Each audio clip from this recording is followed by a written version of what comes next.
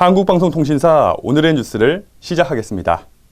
경기도 양평군에 있는 중증 장애인 시설 은혜의 재단은 시설물 매입 과정, 운영 과정의 부적절한 재원 사용, 직원 채용에서 빚어진 문제로 내부 직원들 간의 갈등이 큰 문제점이 많은 사회복지시설로 드러났습니다.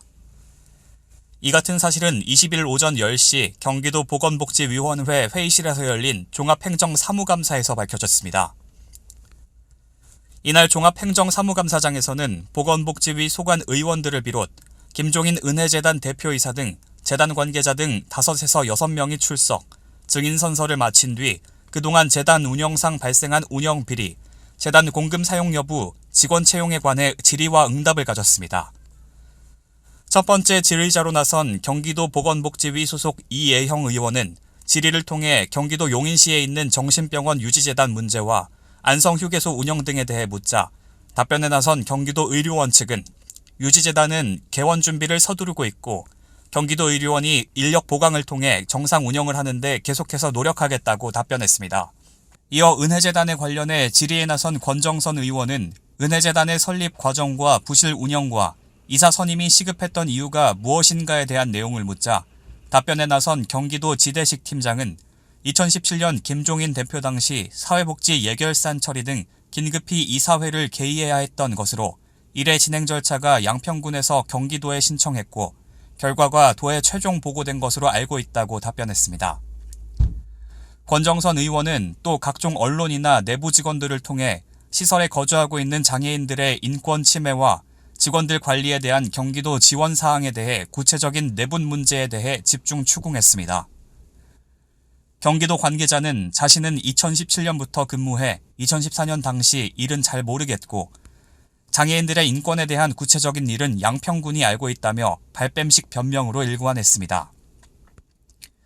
조성환 의원은 질의를 통해 과거 은혜의 재단 임시이사 선임 과정과 김종인 이사 선임 과정, 문제가 있는 시설 운영을 캐묻자 경기도 관계자는 당시 양평군에서 요청을 해와 법인 양평군 임시이사 추천, 경기도에 차례로 제출된 것으로 도 측은 보고를 통해 알고 있을 뿐이고 당시 80여 개 유사시설 중 7에서 8곳이 문제가 있어 관련 복지법에 따라 처리했다고 미지근한 답변을 했습니다. 증인으로 나온 설립자의 최재학 씨의 부인 박인숙 씨는 답변을 통해 당시 일에 대한 욕심으로 원칙을 무시한 방만한 경영으로 무리를 빚었다며 앞으로 법인과 무관한 태도로 봉사하며 살겠다고 밝혔습니다. 왕성욱 의원이 최초 설립자 최재학 씨 등 관련자들의 실형 사실과 현재 운영 상태를 묻자 최광규 시설장은 시설 운영에 재단과 결탁한 비리 등 지도 감독에 문제가 있어 과거나 현재 운영자들 모두가 물러나고 새로운 운영자를 통해 시설의 정상화를 기해야 된다고 주장했습니다.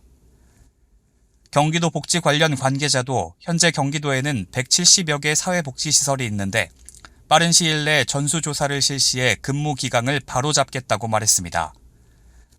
정의시 위원장이 소송 등의 불협화음과 소송비 전혹 의혹에 대해 질의하자 최광규 시설장은 그동안 소송이나 직원들의 불협화음으로 정작 사회복지 본연의 일은 못하는 경우도 있었다며 차라리 소송을 하는 비용을 장애인들의 복지로 쓰였다면 훨씬 더 유익한 결과를 가져왔을 것이라고 토로했습니다. 최 시설장은 유선영 전 지게의 집 시설장을 겨냥, 공금 횡령 등으로 법적인 문제가 있는 사람을 다시 자리에 앉히는 것은 문제가 있다고 항변했습니다. 도의회 의원들과 복지재단 관계자들은 복지재단은 도비가 지원되는 점을 감안해서 사전에 법인의 위험도를 살펴 적색법인과 올바른 법인 인가를 살펴 횡령이나 고소고발 사태를 막도록 실질적인 지도 점검이 이루어져야 할 것이라며 은혜의 재단 정상적인 운영을 위해서는 사람은 책임을 짓는 공익성이 필요하다는 의견도 제시했습니다. 끝으로 이영봉 의원은 지게의 집 내 공사장 카페와 관련 소유권 문제와 매매 관련 과정을 질문했고 복지재단 관계자들은 추후 법적인 시시비비가 가려진 점을 참작해 이사회 결의를 통해 모든 문제를 해결하겠다는 입장을 밝혔습니다. 지금까지 KBCS 오늘의 뉴스였습니다.